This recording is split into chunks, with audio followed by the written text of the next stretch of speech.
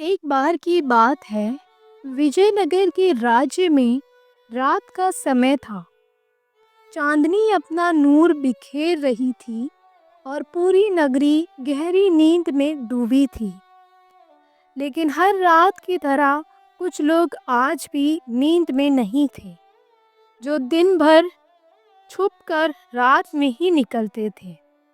एक चोर दूसरे से बोला, अरे भाई सुन, आज हम सबसे बड़ा काम करेंगे। पूरा शहर बोलता है तेनालीरामा बहुत अमीर हो गया है।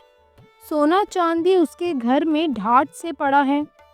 दूसरा चोर हंसकर बोला, सही बात है, और सबसे बड़ी बात, वो तो लेखक है, राजा का दोस्त। लेकिन रात में क्या करेगा?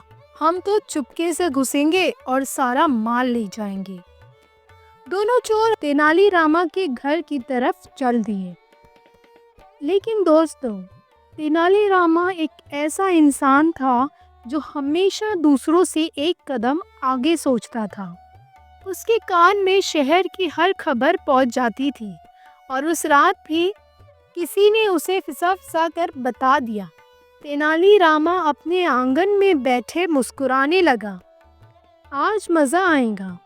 चोर समझते हैं कि रामा को बेवकूफ़ बनाना आसान है, लेकिन असली खेल अब शुरू होगा। उसने अपने पत्नी को बुलाया और धीरे से बोला, सुनो, तुम टेंशन मत लेना, बस आज की रात मुझे थोड़ा सा ड्रामा करने देना। पत्नी हंस पड़ी, तुम्हारे नाटक तो पूरे राज्य में मशहूर है। चलो देखते हैं आज चोर कैसे फंसेगा। रात गहरी होती गई। चोर छुपके छुपके रामा के घर के पास आ गए। उन्होंने दरवाजे के ऊपर से झांक कर देखा। रामा आंगन में बैठे अपनी पत्नी से बातें कर रहा था। चोर खुश हुए, वाह, दोनों घर में ही हैं, मतलब रात आसान होने वाली है। ज़्यादा देर बैठेंगे नहीं, फिर घुस जाएंगे। लेकिन दोस्तों, यही तो रामा का चाल था। और इसी जगह से कहानी एक नई मोड़ लेती है। चोरों ने दीवार से झांका। तेनालीरामा अपनी पत्नी से जोर जोर से बातें कर रहा था। रामा ने जानबूझकर अपनी आवाज़ इतनी तेज कर रखी थी कि बात सीधा चोरों के कानों तक जाए। रामा बोला, सुनो प्रिया, मैंने सुना है कि शहर में चोर घूम रहे हैं। शायद आज रात हमारे घर भी आ सकते हैं। पत्नी ने एक्टिंग करते हुए पूछा, तो क्या करें? सोना चांदी तो घर में रखा है। रामा मुस्कुराया, बस इसी का इलाज है। रात भर हम इन बड़ी मटकियों में कचरा और पत्थर भर देते हैं और सब चोरों के सामने ये दिखाते हैं जैसे सोना चांदी हो। फिर हम उन मटकियों को कुएं में गिरा देंगे और चोर समझ जाएंगे कि हमने अपना खजाना छुपा दिया। पत्नी हंस पड़ी, वाह, ये तो कमाल का आइडिया है। चोर दीवार के ऊपर से सब सुन रहे हैं। पहले चोर ने दूसरे से कहा, अरे वाह, देखा, असली खजाना उन मटकियों में है। बस हमें इतना करना है कि रात भर रुककर सुबह होने से पहले सब निकाल लेना है। दूसरा चोर खुश होते बोला, सही बोला भाई, रामा को लगता है कि उसने खजाना छुपा दिया, लेकिन असली माल तो हम लेकर जाएंगे। रामा और उसकी पत्नी ने एक्टिंग जारी रखी। दोनों ने बड़ी बड़ी मटकियों में कचरा, पत्थर, घास फूस भर दिया और जोर जोर से बोलते गए जैसे सोना चांदी भर रहे हो। फिर दोनों ने मिलकर एक एक करके सब मटकियाँ कुएं में गिरा दी। चोरों की आंखें चमक उठी, वाह रे किस्मत, देखो देखो, सब खजाना कुएं में चला गया। सुबह तक कुएं में मजे ही मजे। अब चोरों ने अपनी प्लानिंग बदली। उन्होंने सोचा अभी घुसने की जरूरत नहीं, रात भर छुपके से रुक जाते हैं। सुबह जैसे ही रामा और उसकी पत्नी सो जाएंगे, हम आराम से कुएं में कूदकर सब निकाल लेंगे। दोनों चोर चुपके से एक पेड़ के पीछे छुप गए। लेकिन दोस्तों, यही तो रामा का असली प्लान था। रामा और उसकी पत्नी अंदर जाकर सो गए, पर रामा खिड़की से सब देख रहा था। उसने पत्नी से धीरे से कहा, देखो, अब असली मजा शुरू होगा। चोर पूरी रात इंतजार करेंगे और खुद ही अपनी जान मरेंगे। पत्नी हंस पड़ी, तुम्हारी अकल तो राज्य में किसी के पास नहीं। रात ढलती गई।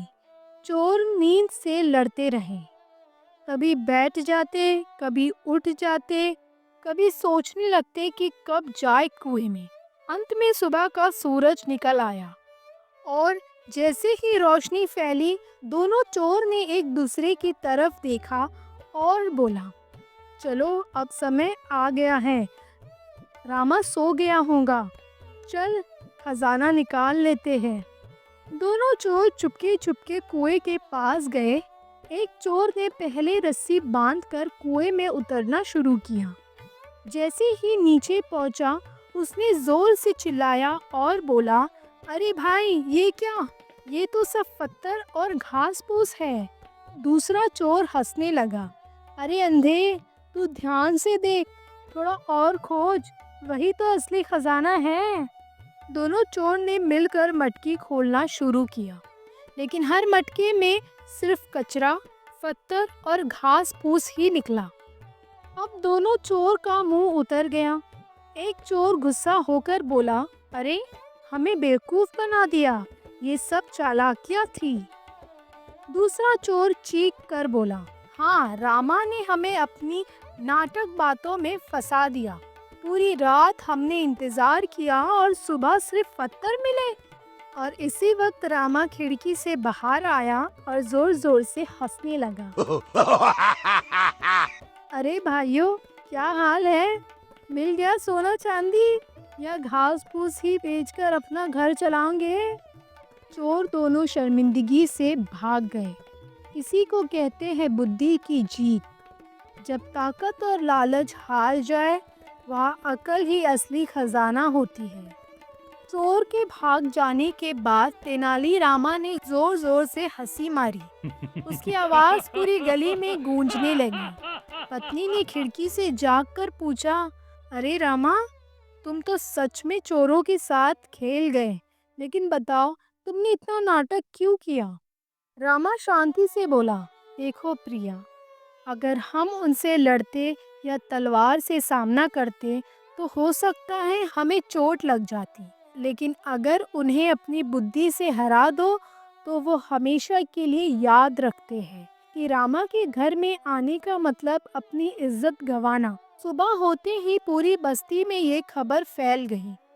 सब लोग कहने लगे, वाह रामा, तुमने दोनों चोरों को ऐसी सीख दी कि अब वो कभी यहाँ आने की हिम्मत नहीं करेंगे। कुछ लोग तो हंसते हंसते कहने लगे, चोर ने रात भर सपना देखा सोना चांदी का और उन्हें सुबह घास फूस मिल गया। सब लोग रामा की अक्लमंदी की तारीफ करने लगे। उस दिन के बाद राजा को भी खबर मिली। राजा ने रामा को अपने दरबार में बुलाया और बोला, रामा, तुम्हारी बुद्धि का जवाब नहीं। तुमने सिर्फ अपने घर ही नहीं बल्कि पूरे शहर की इज्जत बचाई। अगर चोर सफल होते तो और भी लोग परेशान होते। रामा ने हाथ जोड़कर कहा, महाराज, ये सब आपके आशीर्वाद का फल है और मैंने हमेशा माना है बुद्धि और धैर्य सबसे बड़े हथियार है। जब हमें लगे कि कोई मुश्किल आने वाली है तो घबराना नहीं चाहिए। हालात को समझकर शांति से उसका सामना करना चाहिए।